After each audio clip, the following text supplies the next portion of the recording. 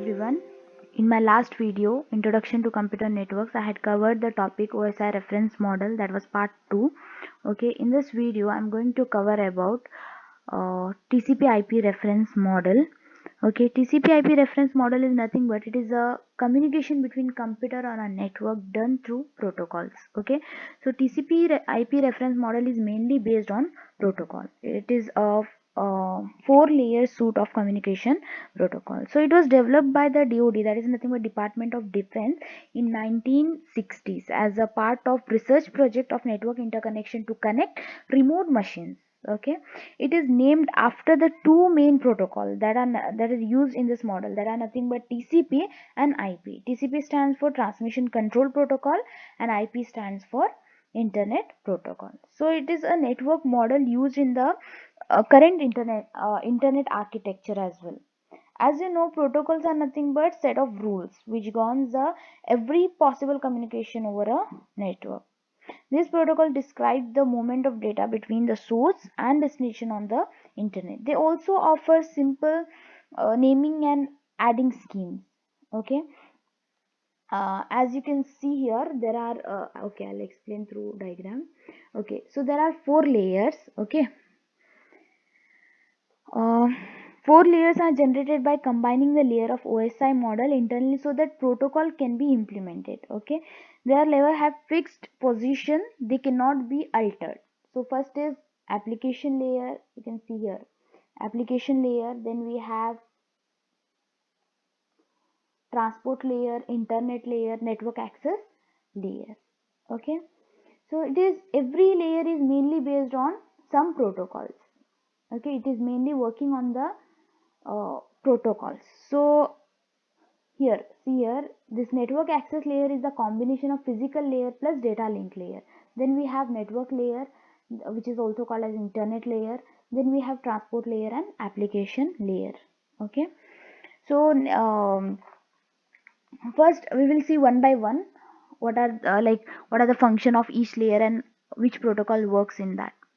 First one is application layer. So the functionality of application layer is nothing but it is to provide the interface between user and the application.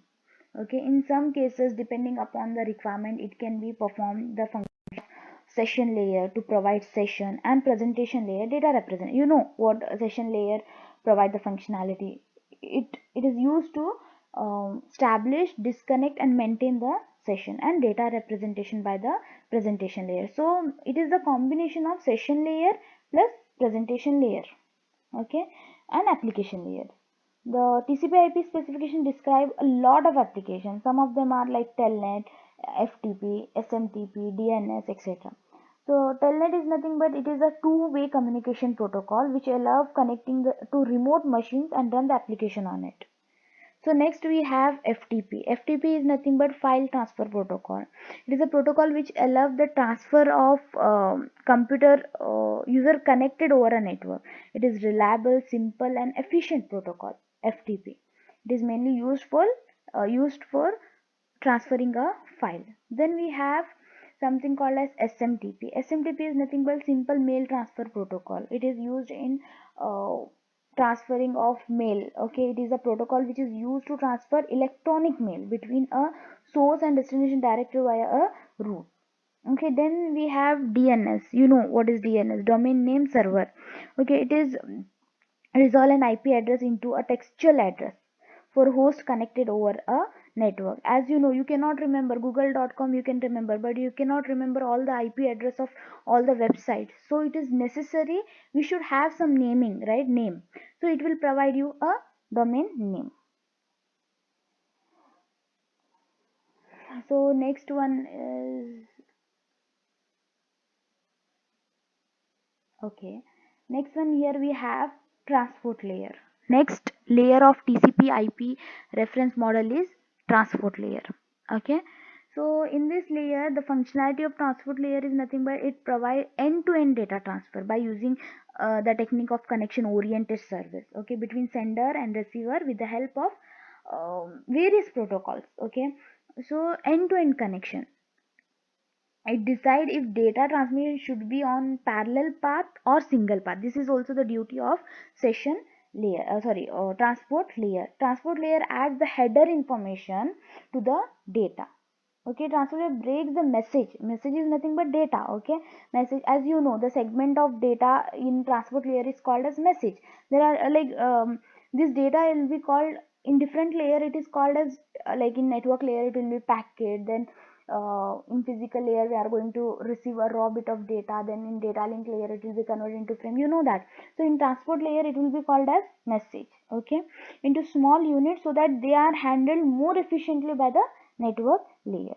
Okay, other than that, it also arrange the packet to be sent in sequence. Okay, when data is sent from one host to another, each packet may take a different path even if it is belong to the same session. This means that the packet may or may not arrive in may not arrive in the right order. Therefore, IP relies on the higher layer protocol to provide the reliability. So in this transport layer, we have mainly two protocols.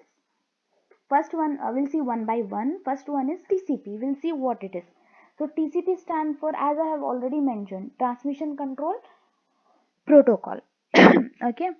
So it provide acknowledgement of the received packet and is also reliable as it resends the lost packet. Okay. It is better than UDP, but due to other features, it has additional overhead. Okay.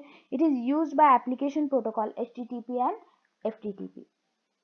Then see here, for example, while downloading a file, it is not desired to lose any information as it lead to corruption of downloaded content. So TCP is mainly very like it is reliable protocol.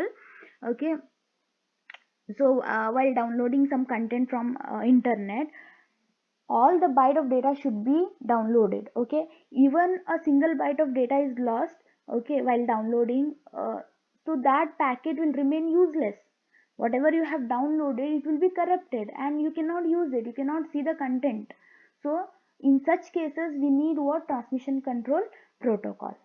Next we have is UDP. Okay, so we'll see what UDP is. UDP is nothing but user datagram protocol. UDP also transfers the it is also a like transport layer protocol, but unlike TCP, it does not provide acknowledgement to the send packet. In case of TCP, what happens? Each packet is sent to the destination. Destination will send the acknowledgement. So TCP will understand.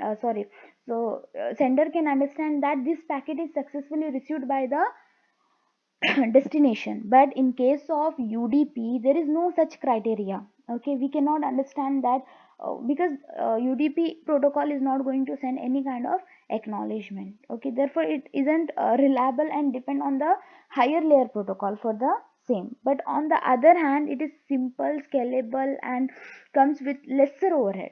Okay, as compared to TCP, it is used in video and voice streaming. So if you want to play some online games, okay, or video conferencing, in such cases you can use UDP protocol comes into action. Is that clear? So moving to the next layer, we have internet layer. Okay, or you can say network layer. So internet layer is nothing but it is responsible for establishing the connection to send or receive data packet between multiple user or nodes or device or anything. Okay, multiple users. Okay, this layer enroute the data packet from source to destination. So the process of routing with the help of various routing techniques and routing protocols. You know what is routing, right? It is the layer holds the whole architecture together. It helps to protect the travel of data independently to the destination. So some like if I summarize the what is that? If I have to summarize the functionality of internet layer, I can say it is responsible for delivery of IP packet. Okay, perform routing, and it also avoid congestion. Clear? Next, moving to the last layer, that is nothing but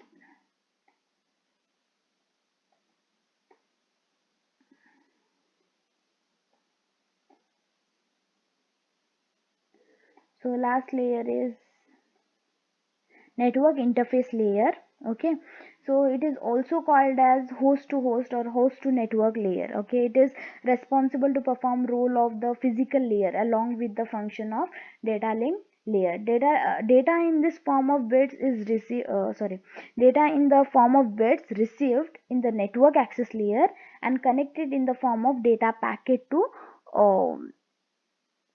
internet layer. Okay, so internet layer, this layer, okay, network access layer is a combination of data link layer and physical layer. So it provide all the functionality of data link layer and physical layer.